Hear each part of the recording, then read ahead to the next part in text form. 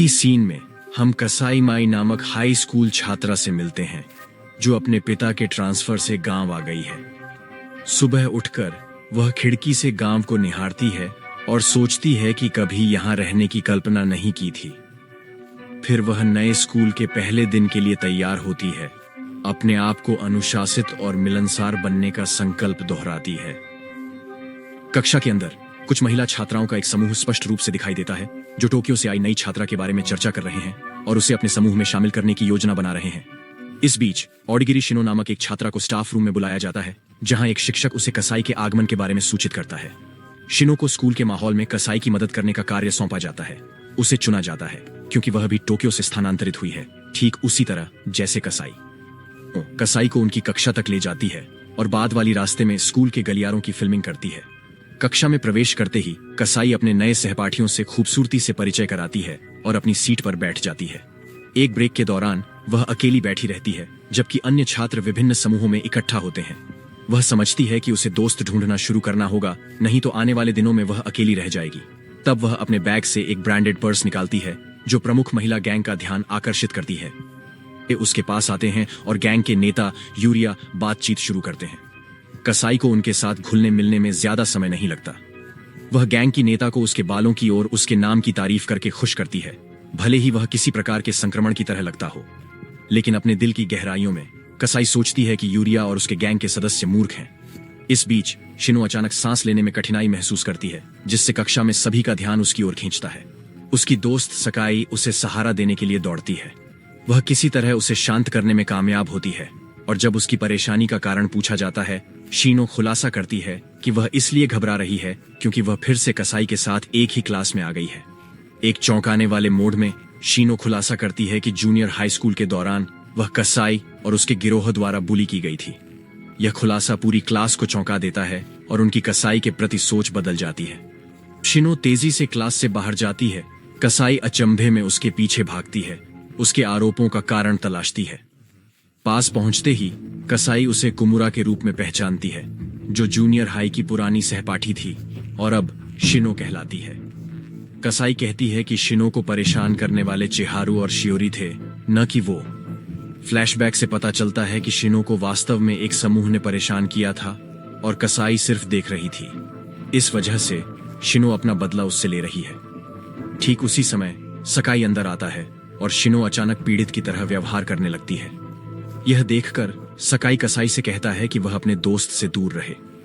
इस घटना के बाद क्लास में कोई भी कसाई से बात नहीं करता। अगले दिन यूरिया के गिरोह की एक सदस्य शिजुका बीमारी से उबरने के बाद स्कूल वापस आती है। क्लासरूम में प्रवेश करते ही वह कसाई को देखती है, जो क्लास में नया चेहरा है।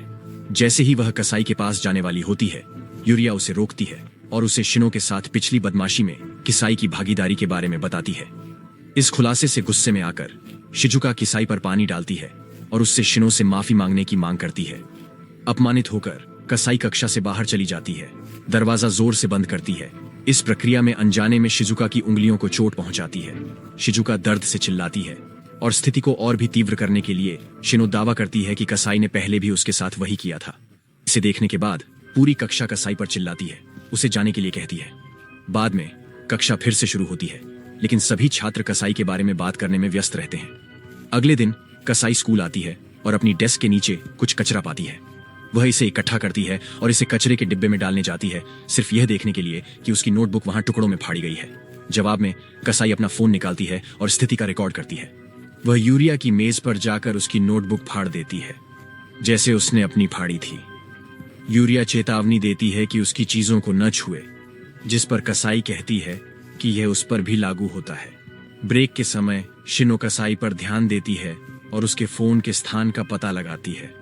लंच पर सब जब बाहर जाते हैं, शिनो उसका फोन चुराने कसाई की मेज पर जाती है। सुबह कसाई स्कूल पहुंचती है और तुरंत शिजुका से पिछले दिन की अपनी कार्रवाइयों के लिए माफी मांगती है। हालांकि शिजुका उसे कोई ध्यान नहीं देती और क्लासरूम में चली जाती है। बाद में कसाई देखती है कि क्लास में हर कोई उसका वीडियो देख रहा है।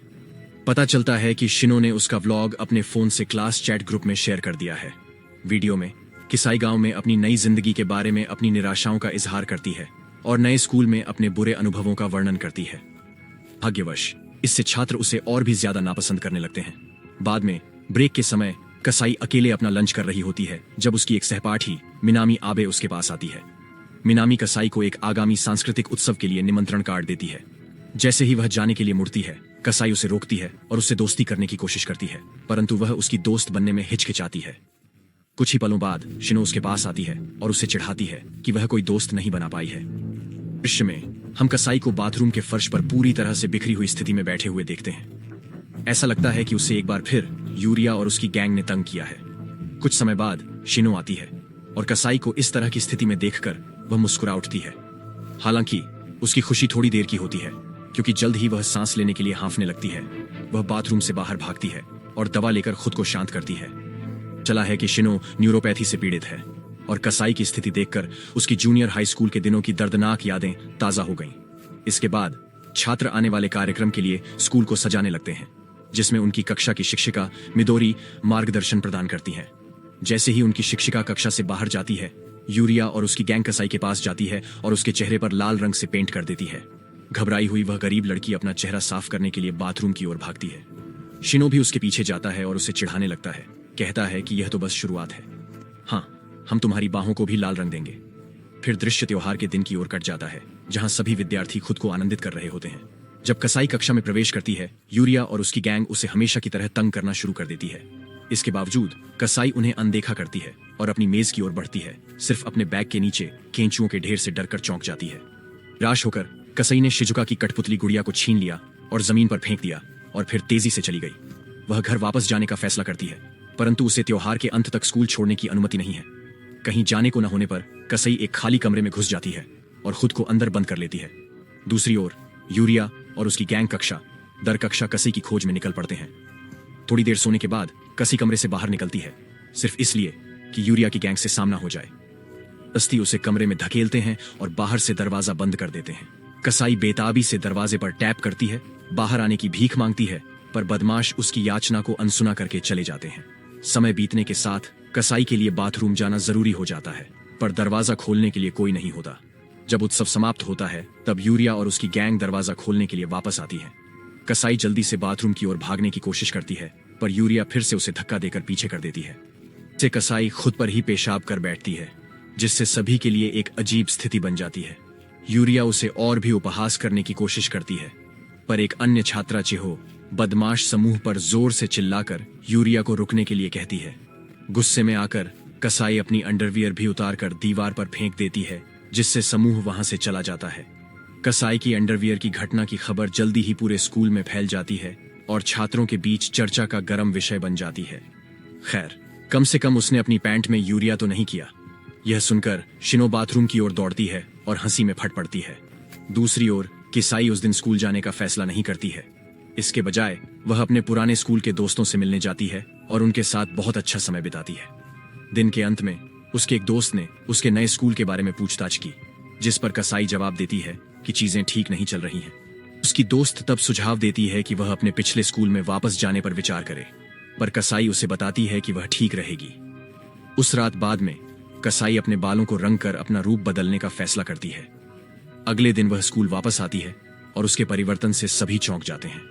जल्द ही यूरिया उसका मजाक उड़ाने के लिए आती है, पर इस बार कसाई यूरिया की हेयर स्टाइल का मजाक उड़ाकर उसकी भावनाओं को गहराई से आहत कर देती है। घर में शिक्षिका मिदोरी यूरिया को कक्षा से बाहर बुलाती है और उससे बात करने के लिए कहती है। वह उसे एक छोटा सा नोट देती है, जिसमें कक्षा में एक छात्र के बुली होने की शिकायत लिखी होती है। इसके बाद यूरिया पूरी कक्षा का सामना करती है और जानना चाहती है कि किसने बुली की रिपोर्ट शिक्षिका को की। इससे चिहो घबरा जाती है, क्योंकि वही वह व्यक्ति थी जिसने यह किया था। उसकी परेशानी को देखते हुए कसाई बहादुरी से खुद पर सारा दोष ले लेती है। चिहो को बुली का अगला निशाना बनने से बचाती है। गुस्से में यूरिया ने कसाई पर काली स्याही की एक बोतल उड़ेल दी, जिससे पूरी कक्षा हैरान रह गई। स्कूल के बाद जब कसाई घर जा रही थी, तब चिहो उसके पास आई और उसे पहले बचाने के लिए अपनी कृतज्ञता व्यक्त की। उसने जोर देकर कहा कि वह बदमाशी के खिलाफ है, पर यूरिया और उसके गिरोह के खिलाफ खड़े होने की हिम्मत नहीं रखती। बातचीत करते समय चिहो ने खुलासा किया कि वह जूनियर हाई स्कूल से शिजुका को जानती है और वह यूरिया की तरह एक बेरहम लड़की नहीं है। सीखने के बाद कसाई यूरिया के खिलाफ एक योजना बनाती है और चाय के कप पर इसे चिहो के साथ चर्चा करने के लिए आमंत्रित करती है। अगले दिन कसाई चिहो के फोन का उपयोग करके यूरिया को टेक्स्ट करती है और जानबूझकर उसे शिजुका के बारे में गॉसिप करने के लिए प्रोत्साहित करती है। बाद में वह चिहो से यूरिया के फोन को चुराने और उसे नुकसान पहुंचाने के लिए कहती है ताकि वह संदेशों को बदल नहीं पाए। अपनी कक्षाओं के बाद कसाई शिजुका से मिलती है और यूरिया द्वारा भेजे गए संदेशों के स्क्रीनशॉट्स का खुलासा करती है।